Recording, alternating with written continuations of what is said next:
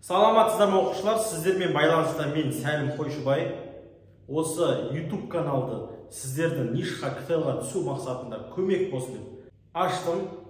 Кеше ғана 2-3 наурыз күні сіздер Назарбаев зияткерлік мектебіне қабылдау емтихан тестін тапсырдыңыздар.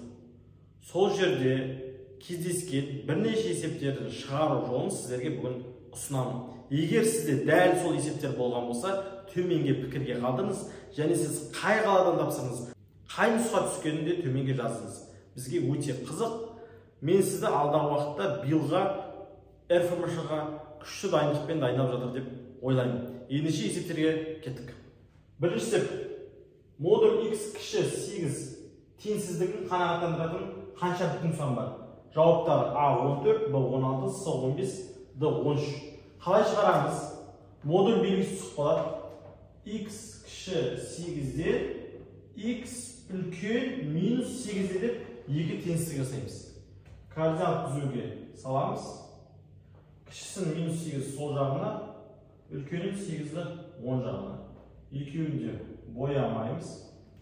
Қараңыз, x үлкен минус 8, минус 8-де үлкен жағын штрихтаймыз. Плюс x-ке дейін. X кіші 8-ден, 8-ден кіші жағын штрихтаймыз. Минус x-ке дейін. Енді, бұл бізде модуль бар теңсіздік болғандықтан екеуінің қиылысқан жерін аламыз. Екеуінің қиылысқан жері бізде минус 8-ден 8-ге дейін. X шатыр минус 8-ден 8-ге дейін. Сонда бұл жерде қанша бүтін сан бар екен? Минус 8-ді алуға болмайды. Себебі қатаң теңсіздік. Мына дөңгелек құдық секілді ашық тұрған, ішіне тұрған сан түсіп кетті. Яғни бізде қанша теріс сан бар сонда? 7 теріс сан бар. Минус 7-ден минус 1-ге дейін. Сонымен қатар 8-ді ала алмаймыз.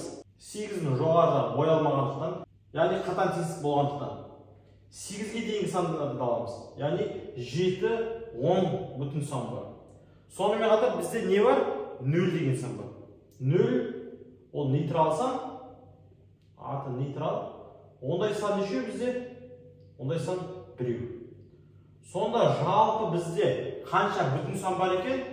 7 теріс, 7, 10 және 1 нейтрал, барлығы 15 бүтін сан бар екен. Ол бізде С жауабында көрсетілген. Бірақ бұл есептен көбісі 7 теріс сан бар, 7, 10 сан бар деп, және 0-ді санала ма, саналмай ма деп ойланып, саналмайтын болар деп, 14-ті белгілегендер де бар. Ал кейбір оқушылар минус 8-ден 8-ге шейін тегіз теріс сан бар, 8, 10 сан бар деп, 16 деген жауапты да белгілеп кетіпті. Сондықтан бұл есепке өте мұқият болу керек. Мен сізді бұл есептен 15-ті белгілеп деп сенемін. Екінші есеп, 2018 бүтін санның көбейтіндісі 7-ге теріп, сол сандардың қосындысы нешеге тең? Соны табу керекпіз. А жауабы 2018, Б жауабы 7, С жауабы 2025, Д жауабы 2024. Көбісі негізі 7 дегенді белгілеген, не үшін екенін білмедім. Ал енді шығарып көрейік. Қалай шығарады екен? Қараңыз, 2018 бүтін сан бар. Сол сандар бір-біріне көбейтсең 7 деген сан шығады екен. Яғни оны деген сөз? Бірінші сан 1, екінші сан 1, үшінші сан 1, төртінші сан 1, бесінші сан 1. Бірді өз-өзіне 5-ті көбейтсек те 1 шығады. Түсінікті ма? Осылай кете береді, мына да 1 бар. Осы барлық 1 деген сандардың саны 2017. Яғни 2017 бізде 1 деген сан бар.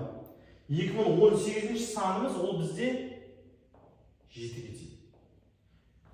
Бірінші бүтін сан, екінші бүтін сан, үшінші бүтін сан, мынау бізде 2017-ші бүтін сан, 7 бізде 2018-ші бүтін сан. Яғни 2018 бүтін санның көбейтіндісі 7-ге өтіп тұр.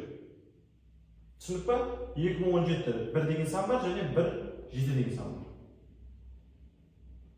Сонда мына екеуін қоссақ, жалпы 2018 санын көрсетілген. Енді дәл осы сандардың қосындысы нешеге тең? Соны табайық. 1, көбейту дегенде қосу айналдырамыз. 1 қосу 1, қосу 1, қосу кете береді. Мына жерде қосу 1 бар, және қосу 7 бар.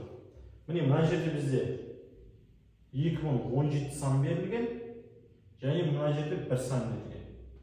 Жалпы 2018 сан көрсетілген. 2017 қосылған 1, 2018 берілген. Енді осы сандар барын қосақ, 1-ді 1-ге қоссақ 2, 2-ге 1-ді қоссақ 3. Осыдан 2017 1-ді 1-біріне қоссақ 2017 деген сан шығады. Сол 2017-ге қосамыз мына 7 деген санды. Сонда болады 2024. Бұл бізде Д жауабында көрсетілген. Кімге бұл нұсқа түсті? Төменге пікір қалдыңыз. Үшінші есеп -23 пен 232 аралығында қанша натурал сан 9-ға есеп болады? Қараңыз, бұл жерде сізді тек шатастыру үшін берілген. Мысалы қарайшы, қазір түзу сызып, мынарада -23 бар. Мынарада 0 бар. Мынарада 1 бар, мынарада 9 бар, 18 бар, 27 бар. Мына жерде 232 бар. Бұл жерде қанша натурал сан 9-ға есеп болады деді. Натурал сан дегеніміз не? Ол 10 бүтін сандар. Яғни натурал сандарға теріс сандар кірмейді. -23, -22, -21. Натурал санға 0 кірмейді. Яғни мына ақпарат сізді тек шатастыру мақсатында берілген. Бірден бастап санаймыз. Бірден бастап 9-ға есептесем нешеу? Ол үшін 232-ні 9-ға бөлсек жеткілікті. 2-ден беремін 18, 23-тен 18 сақ 5 болды. 2 түсет, 5-тен беремін 45, 7 қалдық болды. Сонда бізде 25 9-ға еселі сан бар екен 232-ге дейін. Бұл бізде С жауабында көрсетілген. Яғни 25-ті 9-ға көйтек. Не болады? 9 5 45, 5 жазады 4 ойда, 9 2 18, ойдағы 4 пен 22. Яғни 225-ші сан мынада тұрған. Ол біздің 25-ші санымыз екен. 9-ға бөлінеді. Ары қарай уже 26-ші санымыз одан асып кетеді. Бізге тек 232-ге дейінгі сандар. Осылай бір кішкене шатастыру мақсатында берілген. Егер сіз оны назарға аударып -23-ті тағы бір есептеп қойсаңыз, онда сіз білдіріп алыңыз. Бұл ұпайды жинай алмай қалыңыз. Сіз бұл есепте қайсысын белгіледіңіз?